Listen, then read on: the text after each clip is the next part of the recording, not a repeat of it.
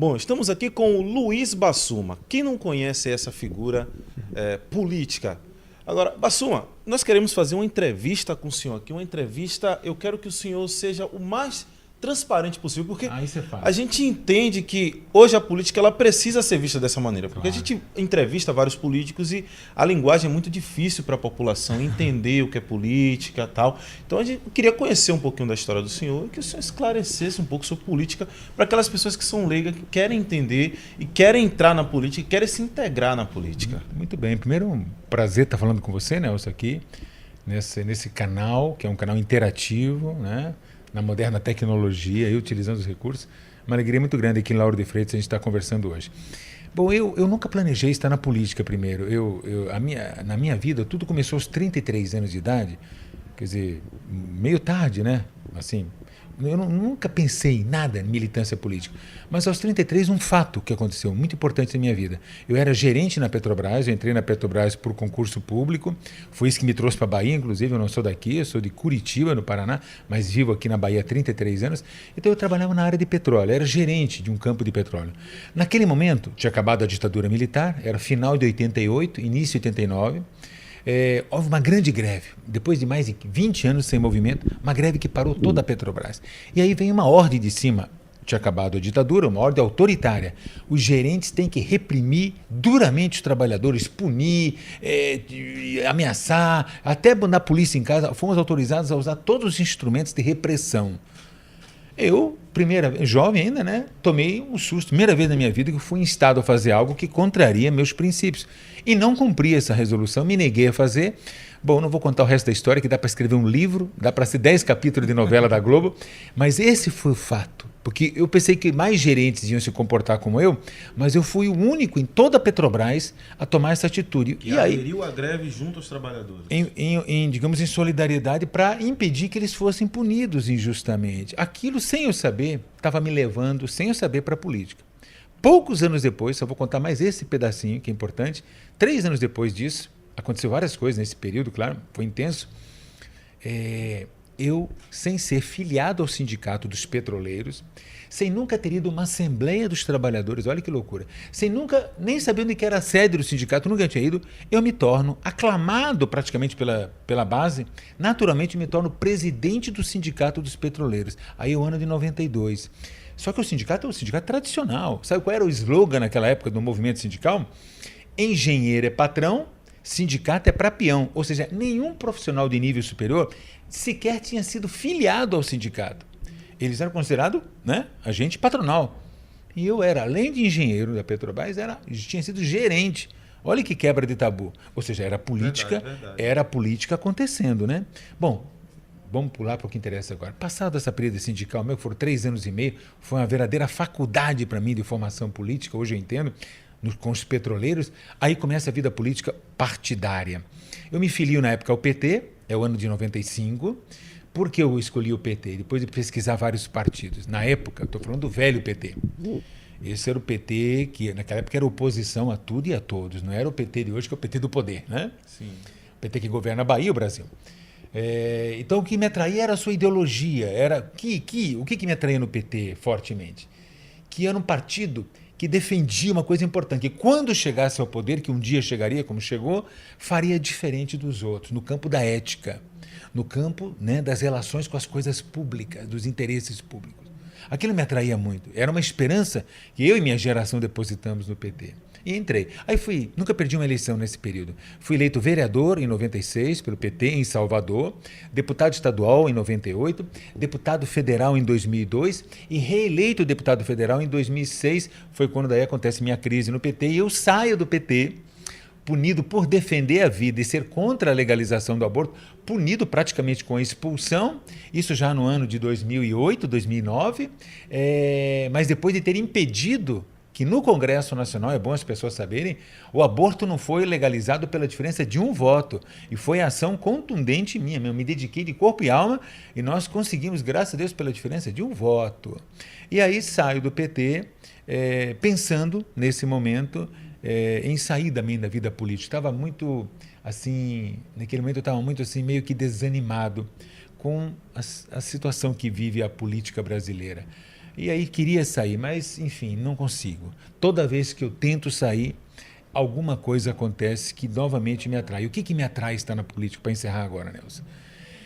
A política, é com P maiúsculo, não é a política partidária. A política partidária é um pequeno departamento, né? Sim. A política é tudo na vida. Isso que nós estamos fazendo aqui agora é política. Cuidar dos filhos em casa, se relacionar com o vizinho, ir na feira fazer compra. Tudo isso é política. Política é a arte do diálogo, da relação humana, é a vida em sociedade. Nós nos diferenciamos dos animais por essa capacidade. Nós não resolvemos os nossos problemas com a violência. Os animais, quando tem um atrito, uma coisa a resolver, é na violência. Eles não têm condições do diálogo.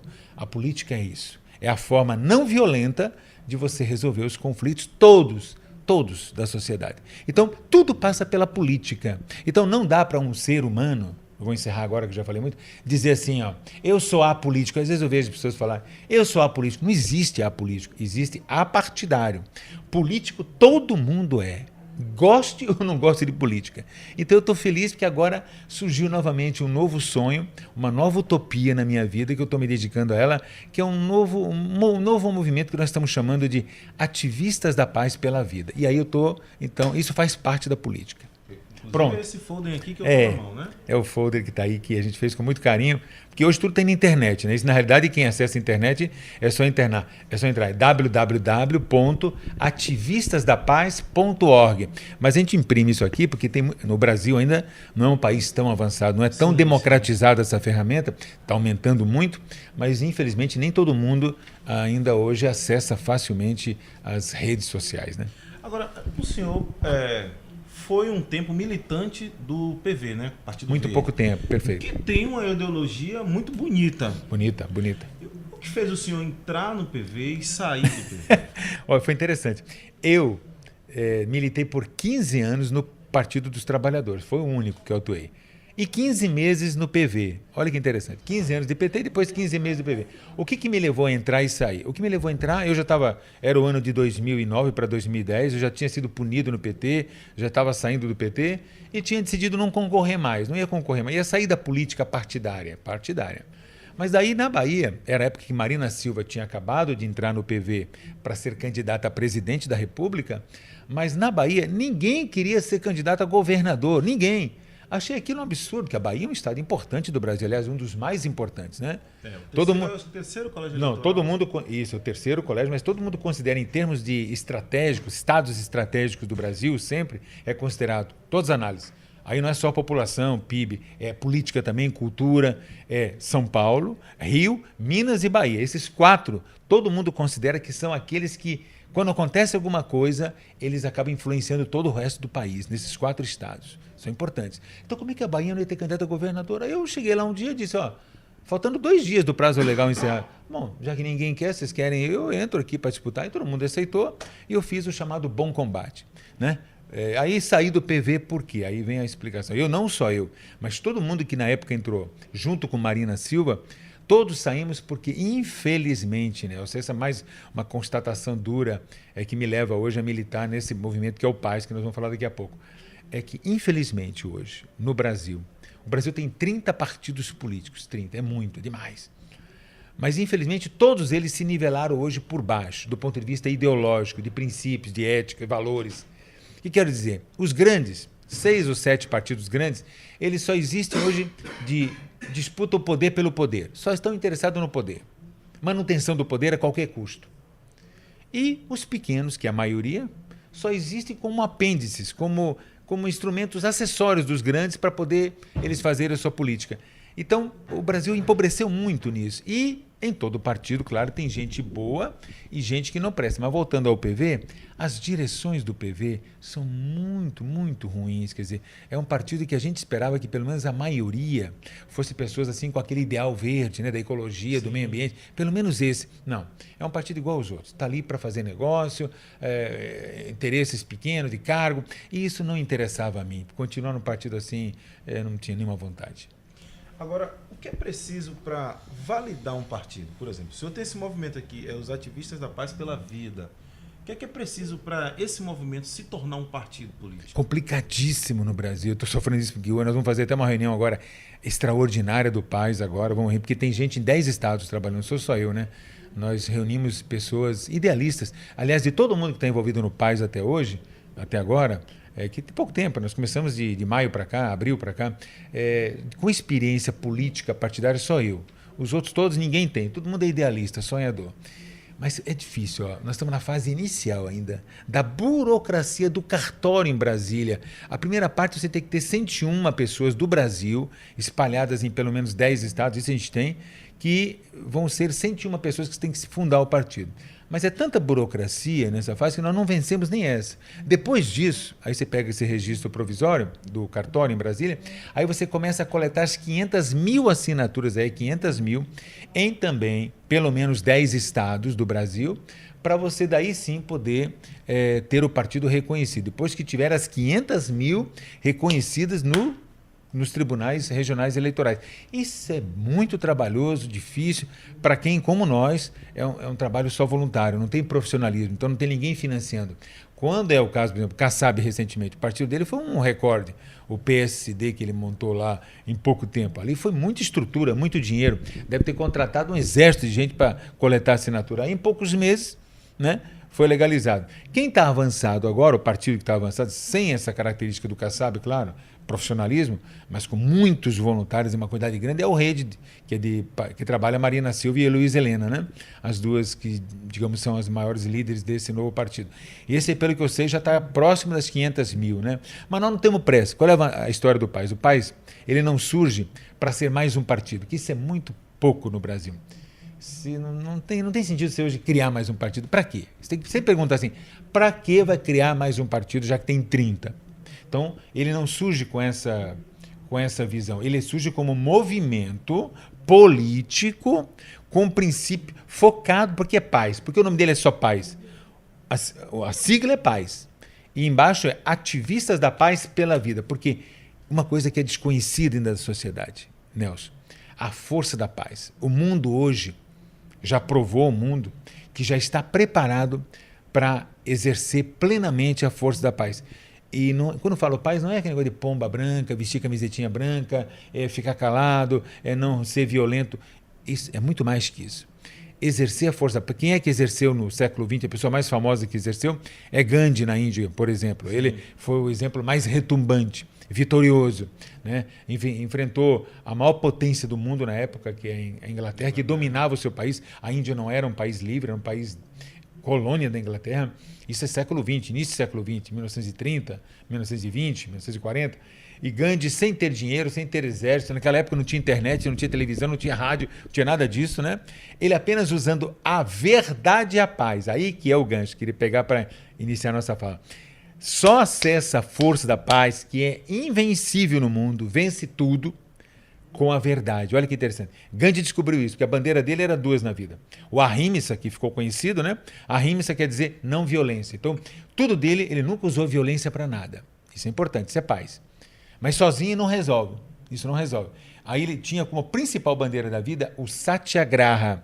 O que quer dizer Satyagraha? Devoção à verdade. Então ele não podia abrir mão, Gandhi sabia isso, não podia abrir mão nunca desse parâmetro, que é ser verdadeiro, sincero. Porque senão ele perdia a força da paz. A violência não. A violência usa e abusa da mentira. É a arma dos violentos. E a política, entrando agora na política partidária, ela entrou num patamar, eu diria assim, de fundo de poço. Olha que ponto nós chegamos. O que predomina na vida política brasileira partidária é a mentira.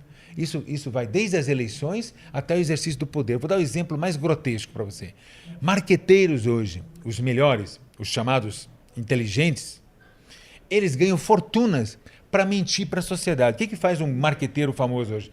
Pega um candidato que tem cheio de defeitos, cheio de problema, e ele retira os defeitos, maquia o candidato, prepara para vender para a sociedade como se fosse um produto, uma coisa que ele nem tem, chamada propaganda falsa. E aquele que consegue fazer isso é valorizado, é premiado como o marqueteiro eficiente. Então, virou a política da falsidade, da mentira. Isso aí não tem força nenhuma. As pessoas, quando assistem alguém que é mentiroso falando, Ela sabe, porque é energia. E isso não muda a sociedade. Isso, no máximo, mantém o poder.